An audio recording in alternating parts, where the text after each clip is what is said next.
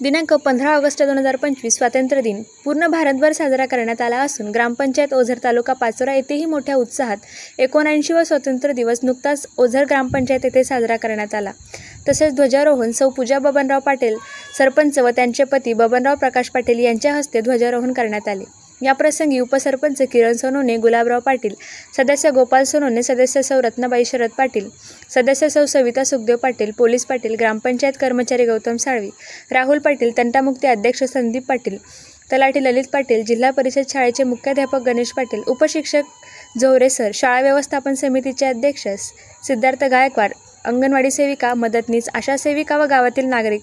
जिल्हा परिषद शाळेचे लहान विद्यार्थी उपस्थित होते। यानिमित्त आदरणीय कर्तव्यदक्ष तहसीलदार यांच्या आदेशानुसार व कुमावत भाऊसाहेब नायब तहसीलदार यांच्या स्वाक्षरीने छत्रपती शिवाजी महाराज महाराजस्व समाधान शिबिर अंतर्गत संजय गांधी योजनेअंतर्गत लाभ मंजुरीच्या आदेशाचे दरमहा 1500 रुपये अर्थसहाय्य मिळण्याचे